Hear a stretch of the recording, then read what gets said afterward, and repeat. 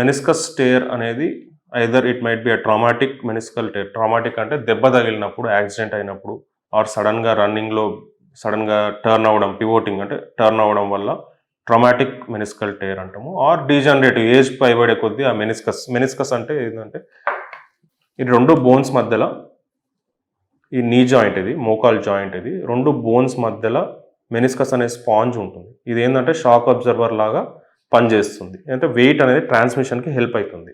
So ఇది load తీసుకుంటుంది కాబట్టి when ever there is high impact activity, కాలు భూమి మీద ఉండి ఏదైనా ట్విస్టింగ్ యాక్టివిటీ ఆర్ దీని మీద స్ట్రెయిన్ పడ్డప్పుడు ఇది టేర్ అవుతుంది. ట్రామా ఉన్నప్పుడు, ఇంజరీ ఉన్నప్పుడు, ఆర్ ఎప్పుడైనా ఎల్డర్లీ ఏజ్లో ఈ మెనిస్కస్ అనేది వీక్ అయ్యి టేర్ అవుతుంది. డీజనరేటివ్ మెనిస్కల్ టేర్ అంటాం, ట్రామాటిక్ మెనిస్కల్ టేర్ అంటాం.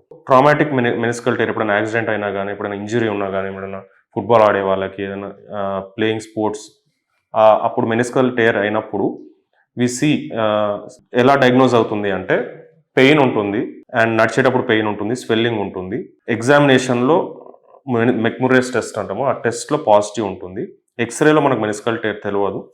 So we me need and MRI to diagnose the meniscal tear. MRI చేస్తే మెనిస్కల్ టేర్ ఉంటుంది. సర్జరీ ఎవరికి అవసరము అంటే లాకింగ్, కంటిన్యూస్ పెయిన్ ఉంటుంది, నీ లాక్ అవుతుందంటే సర్జరీ అవసరం. లేదంటే we can manage with pain killers, medicines and exercises.